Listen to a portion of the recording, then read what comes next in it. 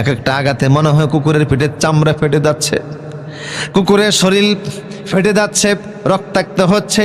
কুকুর মাটির মধ্যে জিহ্বা আর দাঁত দিয়া মাটি কামড়াইয়া আল্লাহর কাছে একটা দরখাস্ত পেশ করে দিয়েছে।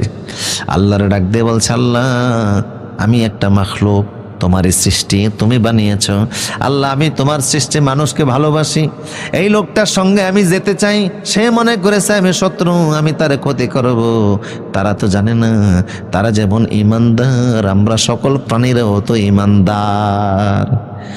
মানুষের মধ্যে তোমার দুশ্মন আছে, আমাদের প্রাণীদের মধ্যে তোমার কোনো দুশ্মন ওয়ালাকিন লা তাফকাহুনা তাসবিহাহুম, আমরা সবসময় তোমার জিকির করি, যদিও ওরা বুঝে না। আল্লাহ আমার জবান খুলে দাও, আমি একটু মনের কথা বলি। আল্লাহ কুকুরের বক্তব্য অনুযায়ী তাৎক্ষণিক তার জবানটা খুলে দিলেন। কুকুর বলছে, বন্ধুরা কেন আমার দুশ্মনে মনে করো, পারলে উপকার করবো, না পারলে কোনো ক্ষতি করব না। কুকুরের কথা শুনে যুবকরা অবাক হয়ে গেল, পাইলাম আরেকজন সাথী। এবার সবাই মিলে রওনা শুরু করেছে। আমার ভাইরা কিছুক্ষণ পরে দেখে পূর্ব দিক থেকে সূর্য উঠবে ভাব। পূর্ব কোন দিকে? পূর্ব দিক থেকে সূর্য উঠবে, তার মানে সকাল হয়ে যাবে। তো সকাল হলে লোকজন ঘর থেকে বের হবে, বের হলেই দেখবে যে যুবকরা পলায়ন করতেছে।